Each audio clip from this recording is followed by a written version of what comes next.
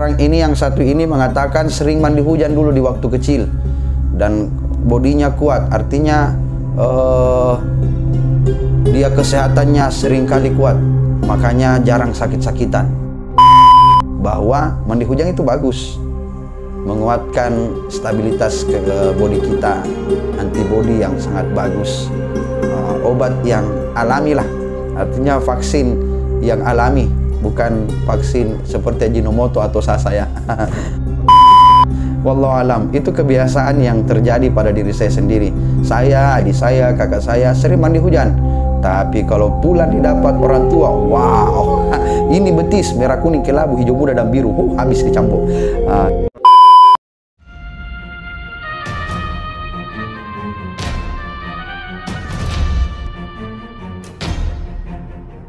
Untuk mendukung channel ini, jangan lupa subscribe, klik loncengnya untuk berlangganan dengan channel kami. Assalamualaikum warahmatullahi wabarakatuh. Alhamdulillah allazi ja'ala lakumul arda firasya was samaa'a binaa'a wa anzala minas samaa'i maa'an fa akhraja bihi minats thamarati rizqan lakum. Wassalatu wassalamu ala Rasulillah Sayyidina Muhammadin ibni Abdillah wa ala alihi washabihi wa man walah, amma ba'd. Rabbi syrah li sadri wa yassir li amri wahlul 'uqdatam min lisani yafqahu qawli. Pemirsa yang dirahmati Allah Subhanahu wa taala, masih bersama saya Farid Milenial. Jangan lupa like, share, dan subscribe, jangan sabrekir auto. Untuk mendukung channel kami, jangan lupa klik loncengnya. Jangan lupa juga like, share, subscribe ke teman-teman. Semoga bermanfaat. Ada pertanyaan dari sahabat-sahabat netizen tentang hujan, apalagi sekarang ini ya, musim hujan. Tiba-tiba hujan, tiba-tiba tidak hujan, panas, waduh, pokoknya macam-macam lah. Apa sebenarnya yang menjadikan hujan ini turun? Tentu ada semua di dalam Al-Quran. Ada berkumpulnya langit, berkumpulnya awan di atas langit, kawinnya awan di atas langit sehingga turunlah air di antara celah-celah awan itu. Tapi yang menjadi pertanyaan netizen tersebut yang masuk di kolom komentar kemarin, bahwasanya apakah hujan itu bisa menjadi obat buat kita? Wallahu a'lam bisawab. Memang ada hadis Rasulullah SAW, tapi riwayatnya dari Rasulullah tanpa ada dari riwayat-periwayat lainnya atau perawi-perawi lainnya, menjadikan hadis ini sebahagian para alim ulama termasuk Buya Yahya dalam pembahasan di YouTube-nya bahwa hadis ini dikatakan hadis dhaif karena perawinya lemah. Bahwasanya air hujan yang turun itu akan menjadikan obat apabila dibacakan surah Al-Fatihah. Ya, memang surah Al-Fatihah itu umul kitab, artinya kita membaca saja, meniatkan atau mendoakan air yang diminum.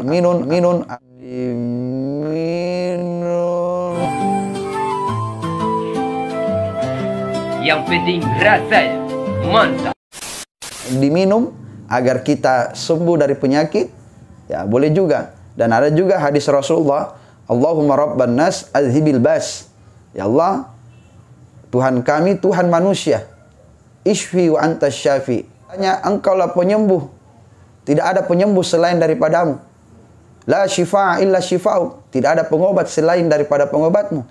Shifa'an la yughadiru saqaman, pengobat yang tidak meninggalkan bekas. Maka ini juga doa yang selalu digunakan bagi kita yang sering menjenguk orang sakit atau kita sendiri yang sakit.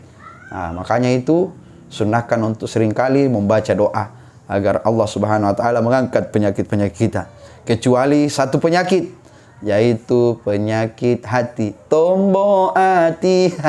Penyakit hati itu cuma doanya adalah zikir.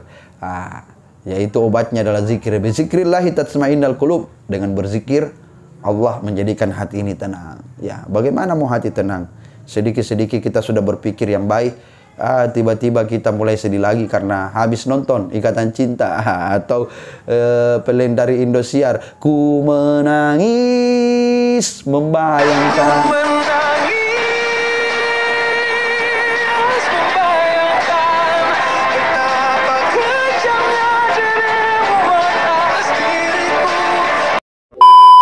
Makanya jangan terlalu baper lah nonton seperti itu.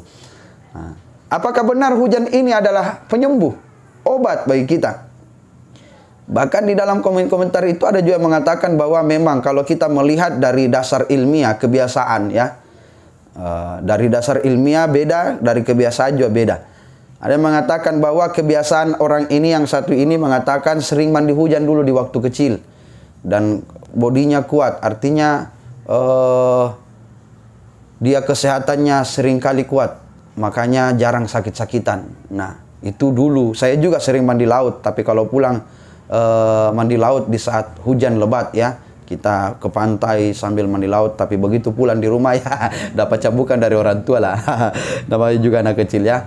Akhirnya, dan saya sudah juga merasakan bahwasanya memang kekuatan body kita ini kuat. Ya, jarang sih sakit-sakitan.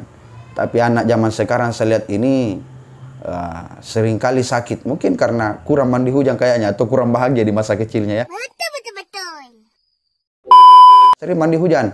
Tapi kalau pulang didapat orang tua, wow, ini betis merah kuning kelabu hijau muda dan biru, habis dicambuk.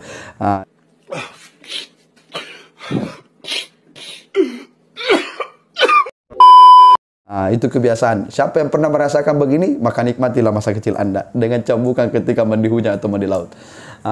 Makanya dari sini saya menyimpulkan pribadi bahwa mandi hujan itu bagus, menguatkan stabilitas body kita, antibodi yang sangat bagus, obat yang alami lah, artinya vaksin yang alami, bukan vaksin seperti Ajinomoto atau Sasa ya.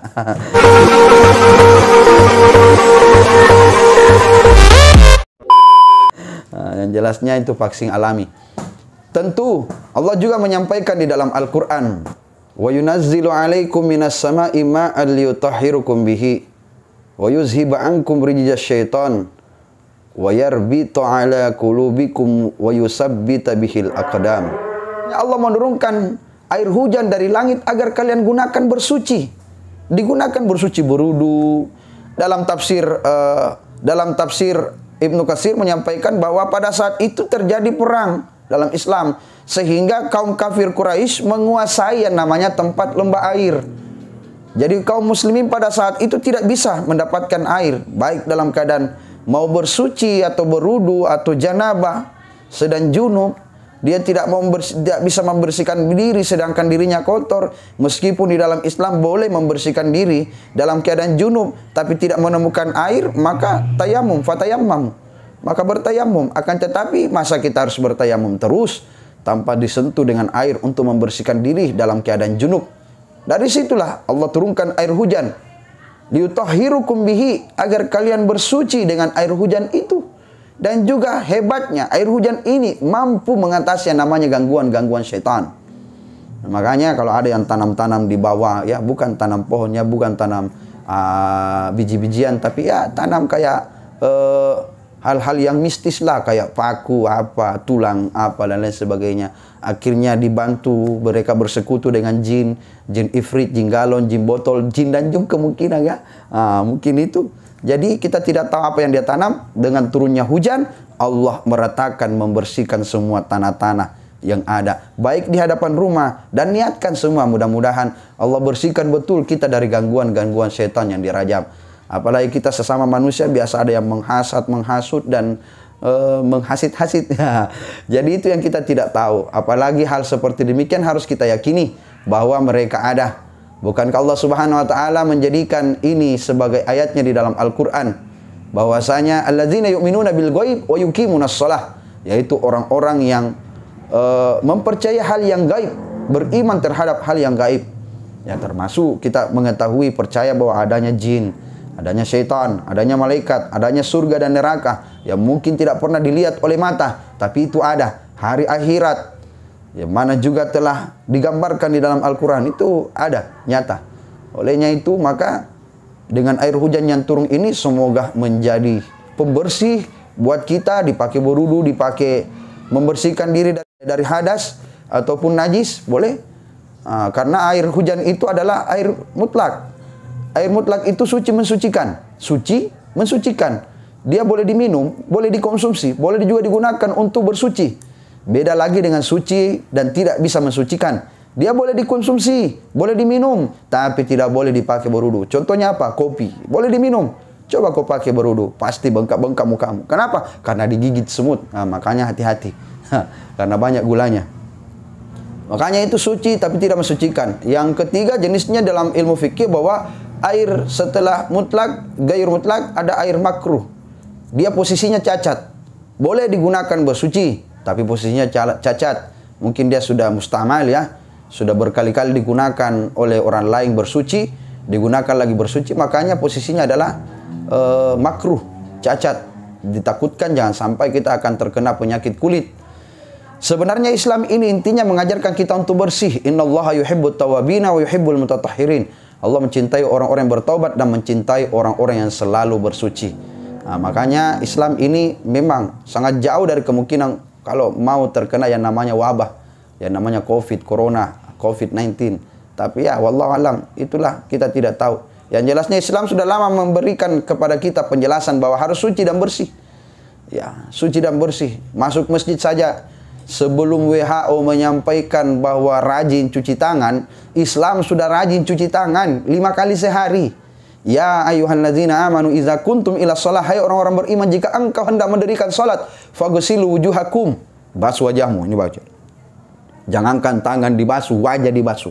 Wa aydiyakum ilal marafiq, cuci tanganmu sampai siku. Dicuci sampai siku. Bukan cuma pergelangan dicuci. Ini yang diajarkan Islam jauh sebelum WHO menyampaikan itu, untuk rajin cuci tangan. Wamsahu biru'usikum, basuh kepalamu, kepala. Terjadi perbedaan pendapat tentang pembasuhan kepala. Ada yang mengatakan yang dibasuh kepala bukan rambut.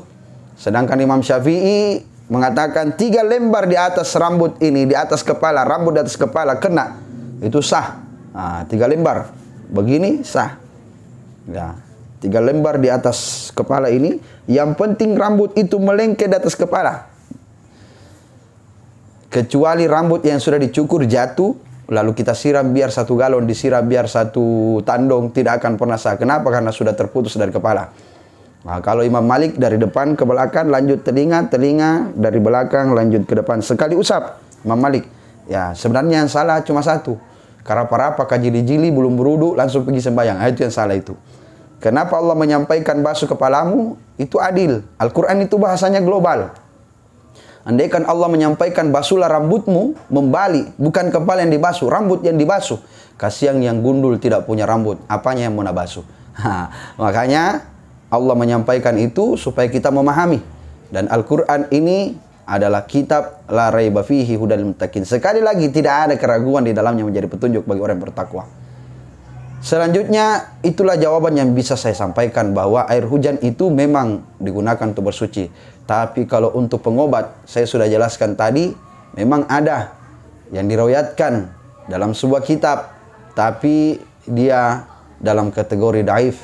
Kenapa? Karena perawinya lemah. Nah, dan bukan cuma itu, pandangan ulama-ulama kontemporer sampai klasik juga hampir berpandangan sama sepertinya.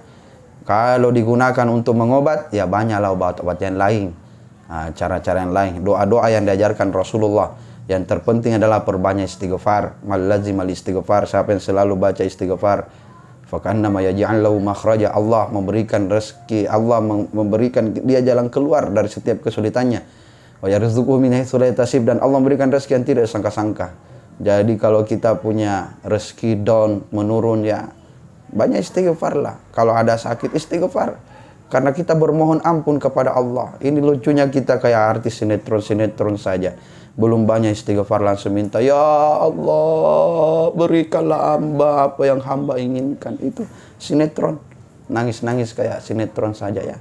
Itu mungkin terlalu baper karena selalu nonton Ikatan Cinta. Jamaah yang dirahmati Allah Subhanahu wa taala.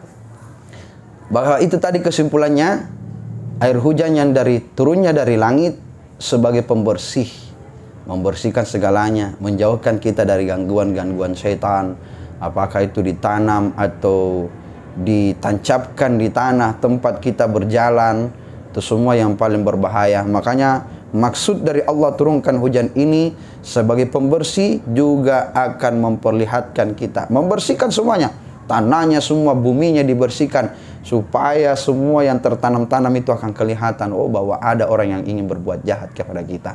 Dan juga Allah menurunkan rezeki dari hujan, menumbuhkan semua tumbuhan-tumbuhan yang ada di muka bumi ini dengan hujan itu. maka berbahagialah kalau hujan. Memang para pedagang ngeluh, nyesel banget kalau hujan turun. Kenapa? Karena hujan akan mengganggu aktivitas perdagangannya. Tapi kalau hujan turun, maka sebaiknya kita berdoa, Allahumma shayyiban nafi'a. Ya Allah, jadikanlah hujan ini bermanfaat. Semoga hujan kali ini bermanfaat. Tapi ini hujan agak bingung-bingung juga ya. Terkadang radar cuaca ini sudah tidak aktif, diakibatkan karena sudah hujan, kemarau lagi. Hujan, panas, menyengat. Akhirnya terjadi penyakit yang namanya penyakit perpindahan musim. Ya, perpindahan musim akhirnya anak batuk, saya juga batuk, ingusan, flu berat. Ya, makanya itu sekarang ini zaman berbahaya. Lebih berbahaya orang yang batuk ketimbang yang kentut. Itu. Karena kalau kita lihat orang yang kentut dulu, oh kita marahi, sampai kita hujat, sampai kita hina atau lain sebagainya. Tapi sekarang kalau dia batuk, lebih berbahaya batuknya daripada kentutnya. Itulah yang terjadi. Mungkin ini saja yang bisa saya sampaikan, mudah-mudahan bermanfaat. Mari kita berlindung kepada Allah Subhanahu wa taala. Tidak ada perlindungan yang paling hebat kecuali perlindungan dari Allah. BPJS suatu saat akan hilang. Prudensial suatu saat akan hilang. Ya, banyak sekali pelindung yang lainnya suatu saat akan hilang. Tapi Allah tidak akan pernah mati, Allah tidak akan pernah hilang, Allah tidak akan pernah tidur. Innallaha la yukhliful mi'ad. Sesungguhnya Allah tidak akan pernah mengingkari janjinya. Pemirsa yang dirahmati Allah Subhanahu wa taala, insyaallah pertemuan lain waktu kita akan menjawab dari pertanyaan netizen-netizen. Adapun ilmu yang sedikit ini mohon maaf lahir dan batin apabila ada kekurangan. Yang jelasnya sedikit ilmu tapi bermanfaat dan dibagi itu lebih baik daripada banyak ilmu namun tak pernah berbagi. Bahwasanya al ilmu bila amalin kasyajaru bila syajarin. Ilmu yang tak diamalkan bagaikan pohon yang tak berbuah. Lebih dan kurangnya mau dimaafkan. Wallahul muwaffiq ila aqwamit thariq, wallahul musta'an ala tiklan. Assalamualaikum warahmatullahi wabarakatuh.